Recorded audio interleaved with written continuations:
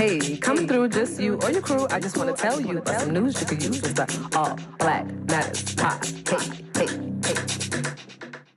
Hello, beautiful people, and welcome back to another episode of the All Black Matters podcast. Thank you so much for tuning in to another episode. You guys know I get excited every time I get to do an episode.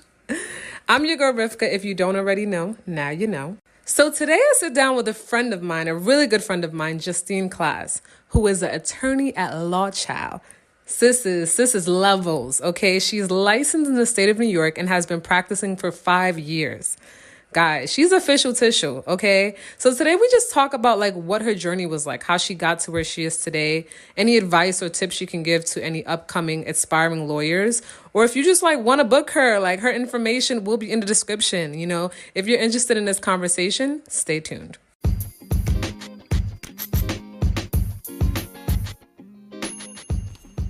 Okay, guys, so before I get into this episode, I got to tell you guys about this amazing app that I found for podcasters.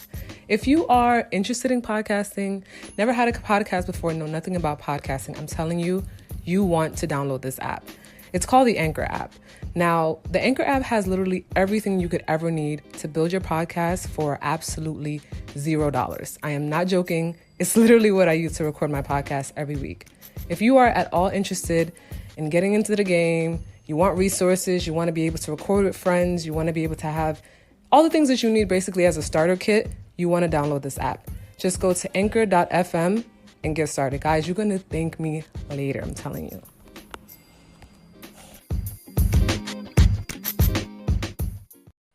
So welcome to the All Black Matters podcast, Justine. Hi. I guess to start off, we could have the people know a little bit more about you and like what you do for work and stuff, just so that we can kind of like give a proper introduction. Sure. Well, I'm Justine Klass. I'm an attorney. I primarily do traffic cases.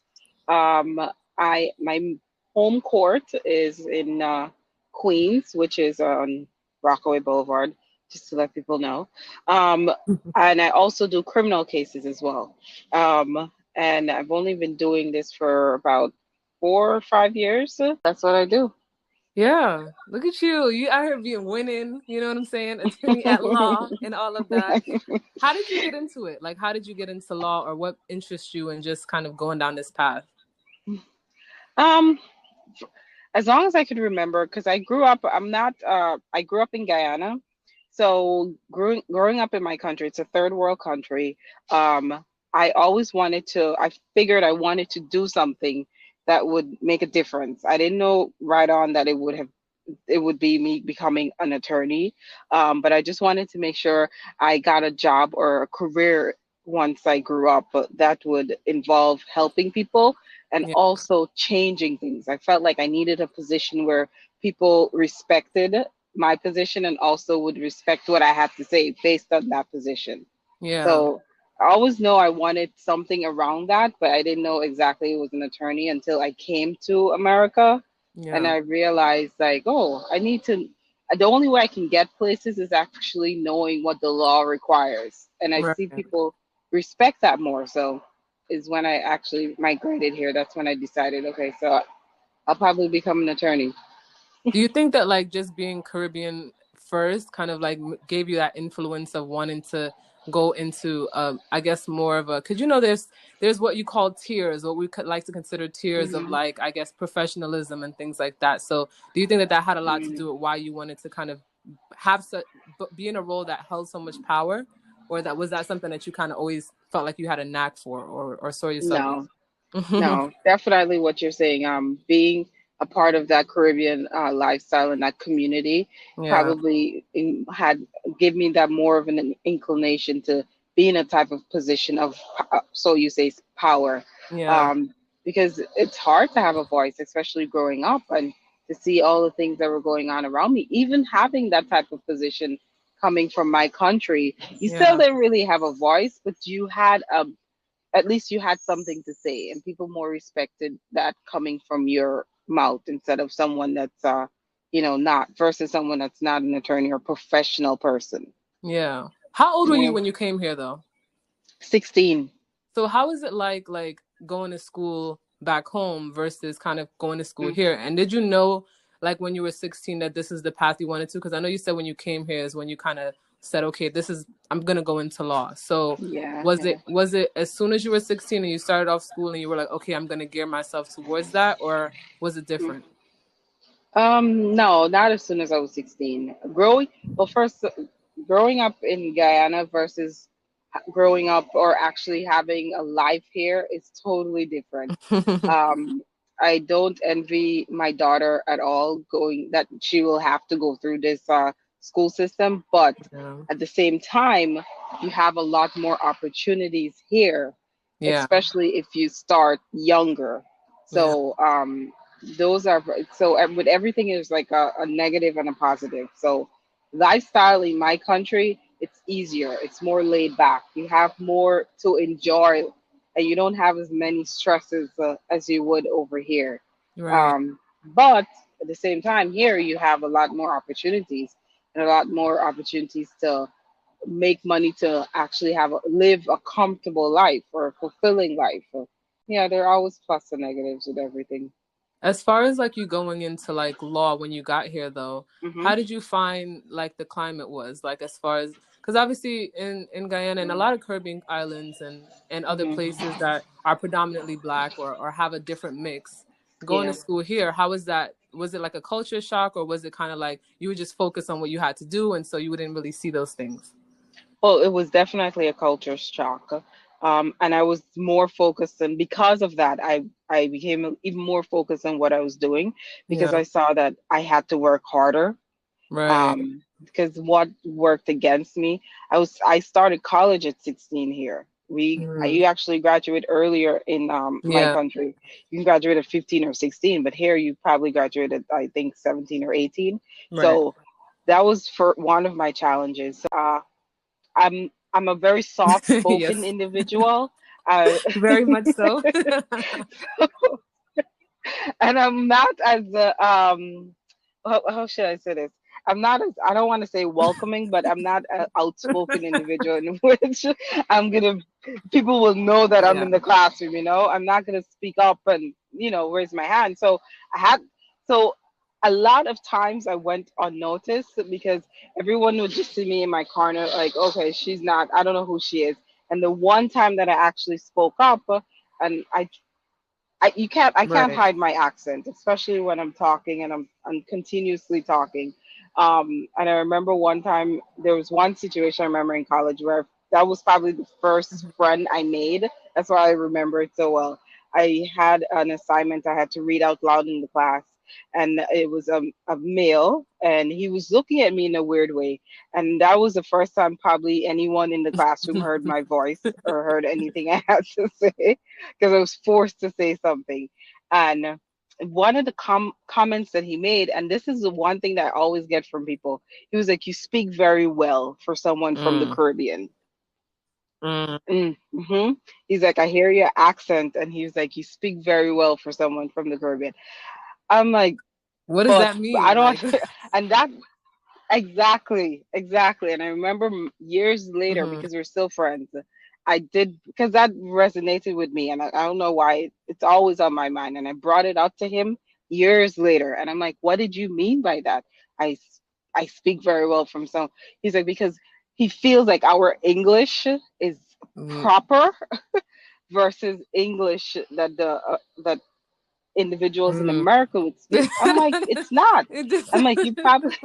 I'm sorry, that's funny to me because I'm like, how? Okay, but I can get that because I think that that happens with a lot of people from like England. People will always say kind of like Hmm. the English that Brits speak is more, I guess, elite Hmm. than what Americans speak. So, I mean, Uh, I guess. so that was one I had to deal with going through school, my age, and I was a quiet individual. I didn't really make many friends.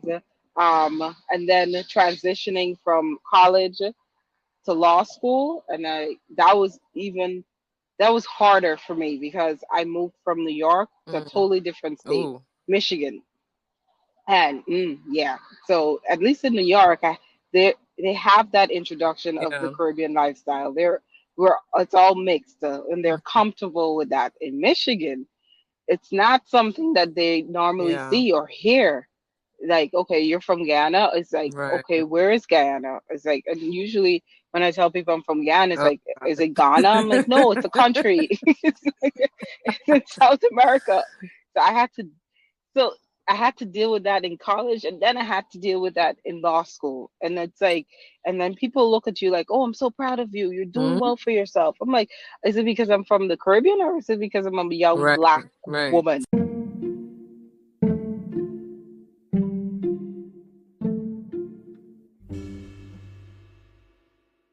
There's one thing to be a Black woman or a Black American woman, but also having like another, either being African or being from the Caribbean, there's another added layer of culture that a lot of Americans just in general don't understand. And then white Americans is just like a whole different, you know what I mean, spectrum. So that's interesting to me that your experience was so different in Michigan. It is. Yes, it was. And it's amazing that it's college, law school, writing the bar exam, and now actually entering the profession. It's a continuous thing. You see it, you might not see it on the same level, but you still see it. Now you're official. They can't take anything from you. You did your bar exam, you passed, you got it. You know what I'm saying? Like, you have it. No one can take the fact that you've worked hard for this. I have it. What is the subtleties of, the racism or like the microaggressions? What does that look like now for you? One perfect example that I can start with. Where I work, I'm primarily in court, and I work with other attorneys. I was the youngest. Probably it's only now a year or two into it. There's another attorney that's there that's younger than I am, but I was the youngest attorney there for a few years, and I'm the only female Black attorney working in that court. And we usually see between 30 to 40 attorneys in that court. And I'm still the only female Black attorney. And I sit, when we're not actually doing trials, I sit in like a cubicle type of area with the other attorneys. So there are 4 total attorneys. I have to run down their background a little bit so you can understand this. So the other female attorney, she's white. Then there's one white to male attorney, and then one Spanish attorney, male Spanish attorney. And usually when clients come in, they can see everyone in this. We sit in a type of a semicircle type of thing. So they can walk in and they see everyone. And I remember this first year working there. People were coming because I'm a new face. I'm always dressed professional. The female white attorney, she's not dressed that professional. Sometimes she would wear like a jeans and a little top, but not professional wear for at least someone that should be practicing in court. And I would have clients different. I hate to say it, but I would normally get it from the Black clients. But it usually would be a spectrum. Walk in and they would say, okay, I'm looking for an attorney. Everyone would look up at the same time. Okay, we're all attorneys. Who would you like to speak to? Every time they come to my desk, they'd be like, okay, I want to talk to, let's say, Michael. I'm like, okay, so why are you telling me you want to talk to Michael? Go talk to Michael. Yeah. Obviously, they're thinking I'm the secretary for Michael. Even answering the actual question, we're all attorneys. They would still assume that I am the secretary. And I've had assumptions for the male attorneys, and I've had assumptions for the female attorney as well. But they do not go to her and ask if she's the secretary for all of us, or for even me. Crazy. I mostly get it from the clients and not the actual attorneys. But it's amazing, and it's still going on. And I don't actually get upset, but I try to understand.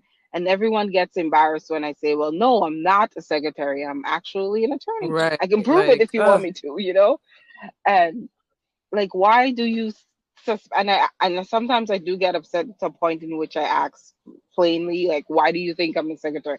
Is it because I'm Black, or is it because I'm a woman, or is it because of 2 combinations? I don't know. That's interesting. Do you think it's because of visibility though? Because I don't know if it's like that the fact that clients are not seeing a lot of Black female attorneys, and that's probably why they just feel like, oh, if you have anybody Black here, they can't be an attorney. They can't be a Black female They attorney can't, at that. exactly. So I wonder if Even that's that, exactly. partially why that is, and even how does that change? Like, if you have this, if you don't have visibility in a certain area and now you're getting it, like for instance, you are proof that that exists.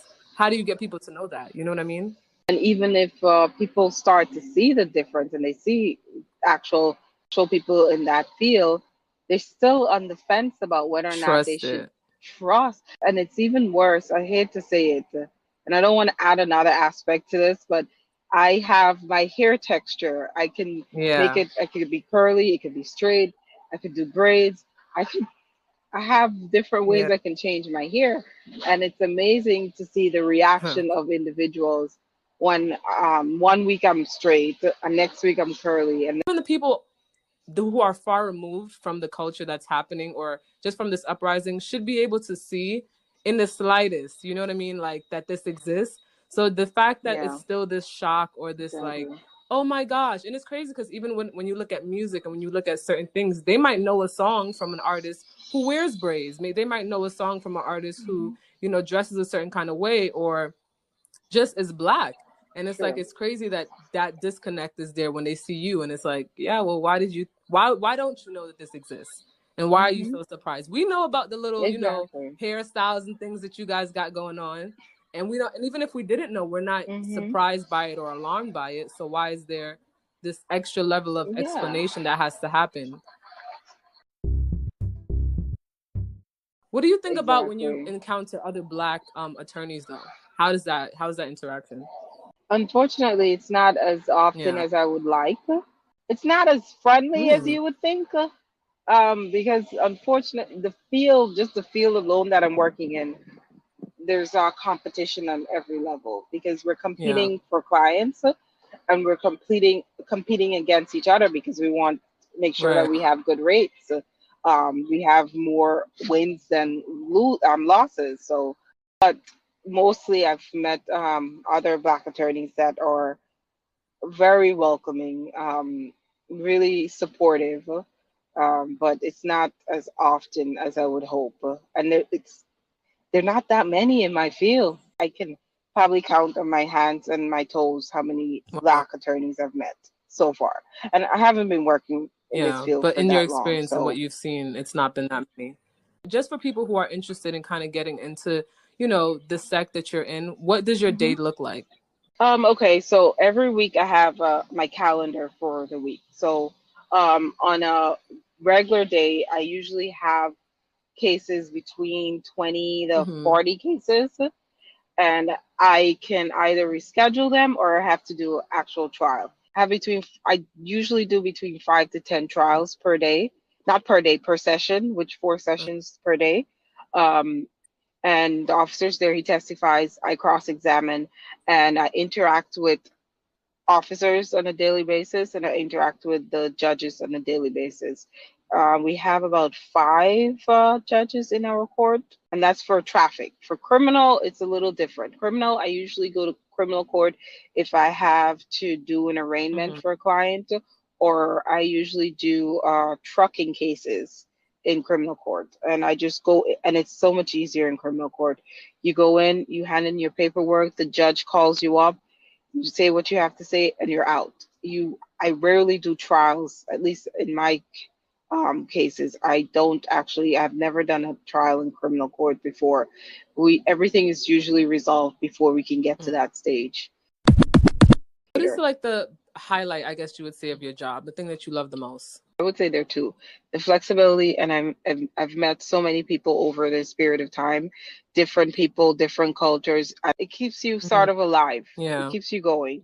But mostly because I'm a mother, I enjoy the flexibility. I can set my calendar. I can move things around as I choose. A regular 9 to 5 job especially a job that you're sitting behind a desk. You have to be there. You're either Yeah. there or you're not. But with my schedule, I can move around and I can change it up to suit my personal life.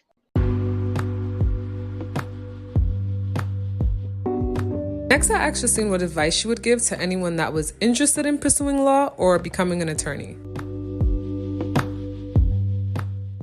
First, I would tell them, think long and hard about whether or not they want to get into this field. Because unfortunately, I feel like there's so many attorneys out there. You have to start getting creative in ways in which that you can creative and a little more extensive in what you can do if you actually want a career that you will be comfortable with, money that you're getting that you're comfortable with. Secondly, you have to be comfortable with reading a lot.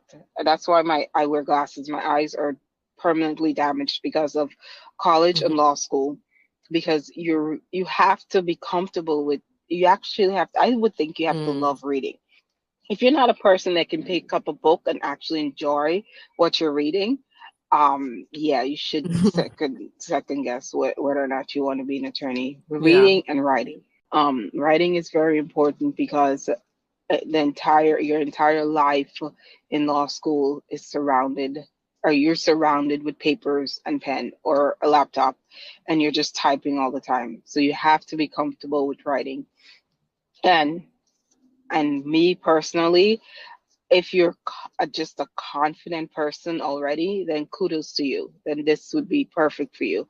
But if you're even not a confident person, going through law school, and even as now I'm an attorney and doing trials, I've actually built my confidence. When I first started, I would be mumbling things and the judges would be like, "What are you saying? I can't hear you." Because I'm scared and I'm just not that type of person. But now it really helped me to build my confidence. And the only thing that I have a problem with is my accent. Sometimes my pronunciation of certain words, they think it's wrong, but I don't think it's wrong. It's just that I add an extra layer to that when I'm pronouncing. But yeah, if anyone wants to actually become anyone, if that's what you think your path will lead you to, becoming an attorney, just know it will be a lot of work. It's a lot of work. I'm not gonna lie. Law school, I cried many nights. I didn't sleep many nights, but it will all be worth it in the end. The fact that you were able to do all of that and, still come out on top and pursue, and now you are in the place that you are, I think that that's inspiration to a lot of other girls, boys, even, Black people in general who are like interested in doing that. Because again, now in this day and age where things are kind of different and people have different aspirations, there are still people who want to pursue, positions of power, like lawyers and, other things. And I think I just wanted to have this conversation to kind of allow people to know what that life is like. So thanks for coming and speaking to me and giving us some insight on what it's like the day in the life of Justine. Yeah, thank you. Oh, this is just half of it. I have a 4-year-old, so that's like a whole nother aspect. That layer of being a mother too. We're definitely gonna have you back to talk about what motherhood is like and raising a Black girl in this society. Oh my gosh, especially in New York. You're gonna make me. I don't know if I can have that conversation. You're gonna make me cry. Yes. But thanks again so much for coming and speaking to me. Is there any place that if they wanted to reach you or ask you questions or either just have services, how does that work? Oh my God, RIfka, you're gonna embarrass me now. I'm not I am not on Twitter. I don't have the Instagram stuff. I only have Facebook, okay? And my screen name is Justine Klass. The fact that you said screen name. Exactly. I know. I'm not even that old. I feel like I'm so old. Oh my gosh. Okay. This is motivation, okay? I will be getting an Instagram or Twitter account when you hear from me Definitely. again. By the time we speak to Justine again, she will have more social media presence, okay? Exactly, yes. You're not going to get me again, RIfka. But I'm going to link all of Justine's information, her Facebook, I'm going to link in the description, and you guys can reach out if you have any other questions or you just want advice or maybe you just want to ask something. And yes, again, thank you so much for joining. And sure. We will talk again next week.